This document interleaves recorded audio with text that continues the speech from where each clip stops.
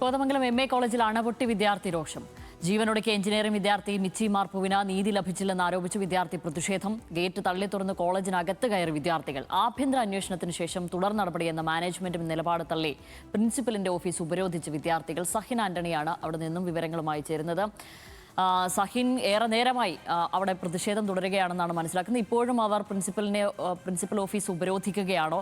ഒപ്പം നേരത്തെ സഹിൻ റിപ്പോർട്ട് ചെയ്യുന്ന സമയത്ത് ഒരു 15 മിനിറ്റ് കൂടി സമയം തനിക്ക് ആവശ്യമാണ് എന്ന് പ്രിൻസിപ്പൽ വിദ്യാർത്ഥികളോട് പറഞ്ഞതായി മനസ്സിലാക്കുന്നു. അത് കഴിഞ്ഞിട്ട് ഇപ്പോൾ ഒരു 45 മിനിറ്റോളമായി. എന്തെങ്കിലും ഒരു വിദ്യാർത്ഥികളുടെ ആവശ്യത്തിൽ അനുകൂലമായ എന്തെങ്കിലും നീക്കുപോക്കുകൾ ഇക്കാര്യത്തിൽ കൊണ്ടുവരാൻ പ്രിൻസിപ്പലിന് ഇപ്പോൾ അത്തരമൊരു മറുപടി പ്രിൻസിപ്പൽ നൽകിയിട്ടുണ്ടോ?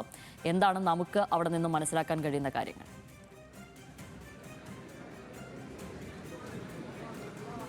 ഷാമിലി, കോതമംഗലം MA കോളേജിൽ വിദ്യാർത്ഥികളുടെ പ്രക്ഷോഭം ഇപ്പോഴും തുടർന്നുകൊണ്ടിരിക്കുന്നു എന്നുള്ളതാണ്. പ്രത്യേകിച്ചും എടുത്തു പറയേണ്ടത് സംയുക്ത വിദ്യാർത്ഥി സംഘടനകൾ SFIയും KSUവും മറ്റ് വിദ്യാർത്ഥി സംഘടനകളുടെ നേതാക്കളും കൂടാതെ കോളേജിലെ വിദ്യാർത്ഥികളുടെ ഒരു കൂട്ടവും പ്രിൻസിപ്പാളുമായി സംസാരിച്ചു കൊണ്ടിരിക്കുകയാണ്. പ്രിൻസിപ്പാൾ പറയുന്ന ചില കാര്യങ്ങൾ വിദ്യാർത്ഥികൾക്ക് അംഗീകരിക്കാൻ കഴിഞ്ഞിട്ടില്ല. സ്വാഭാവികമായും പ്രിൻസിപ്പാൾ പറയുന്നത് ഇതിൽ ഒരു ആഭ്യന്തര അന്വേഷണവും ഒപ്പം തന്നെ പോലീസ് അന്വേഷണവും വരും, അതിനുശേഷം മാത്രമേ ആർക്കെങ്കിലും എതിരെ നടപടിയെടുക്കാൻ കഴിയുകയുള്ളൂ എന്നുള്ളതാണ്. എന്നാൽ വിദ്യാർത്ഥികൾ പറയുന്നതാകട്ടെ ആഭ്യന്തര അന്വേഷണം നടക്കുമ്പോൾ പ്രിൻസിപ്പാളും ഡീനും മാറി നിൽക്കണമെന്നുള്ളതാണ്. മാത്രമല്ല ഈ മരണപ്പെട്ട കുട്ടിയുടെ നമ്മുടെ നാട്ടിലേക്ക് വിദ്യാഭ്യാസത്തിന് വേണ്ടി വന്ന, നമ്മുടെ നാടിനെ ആശ്രയിച്ചു വന്ന ഒരു വിദ്യാർത്ഥി അയാൾ ആത്മഹത്യ ചെയ്യേണ്ടി വന്നിരിക്കുന്നു. എന്നിട്ട് പോലും ഇതുവരെയും അതിന്റെ ഉത്തരവാദിത്തം ഏറ്റെടുക്കാൻ ഒരു മാനേജ്മെന്റോ അല്ലെങ്കിൽ പ്രിൻസിപ്പാളോ തയ്യാറായിട്ടില്ല. ഒരു അന്വേഷണം പ്രഖ്യാപിച്ചിട്ടില്ല. ഇതൊക്കെ വിദ്യാർത്ഥികൾ ആദ്യമേ പറഞ്ഞ കാര്യമാണ്. പക്ഷെ അപ്പോഴൊന്നും പ്രിൻസിപ്പാളിന് കൃത്യമായ മറുപടി ഇല്ലായിരുന്നു, മാനേജ്മെന്റിന് കൃത്യമായ മറുപടി ഇല്ലായിരുന്നു. വിദ്യാർത്ഥികൾ എന്താണെന്ന് വിദ്യാർത്ഥികൾ കാണിച്ചു കൊടുത്തപ്പോൾ പ്രിൻസിപ്പാളിന് മറുപടി വരാൻ തുടങ്ങി. ഈ പല കാര്യങ്ങൾക്കും ഉത്തരം വരാൻ തുടങ്ങി. എന്തായാലും വിദ്യാർത്ഥി പൂർണ്ണമായി സമരത്തിൽ നിന്ന് പിന്നോട്ട് പോകുന്നുള്ളൂ, അല്ലെങ്കിൽ ന്യായമായ ഒരു ആവശ്യത്തിൽ നിന്ന് പിന്നോട്ട് പോകുന്നുള്ളൂ എന്നുള്ള ഒരു നിലപാടിലാണ് വിദ്യാർത്ഥികൾ ആകമാനം എത്തിച്ചേർന്നിരിക്കുന്നത്. അതുകൊണ്ട് തന്നെ പ്രിൻസിപ്പാളിന് പല ഘട്ടങ്ങളിലും വഴങ്ങേണ്ടി വന്നു.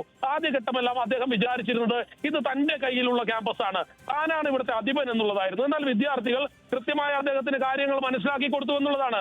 കാരണം ഇന്നേ ദിവസം ഒരു വിദ്യാർത്ഥി സമരം നടക്കുമ്പോൾ ആ വിദ്യാർത്ഥി സമരത്തിനിടയിലേക്ക് കാറുമായി അദ്ദേഹം വരുന്നു. ആദ്യ പ്രകോപനം അദ്ദേഹത്തിന്റെ ഭാഗത്തുനിന്ന് ഉണ്ടാകുന്നു, വിദ്യാർത്ഥികൾ സമ്മതിക്കുന്നില്ല.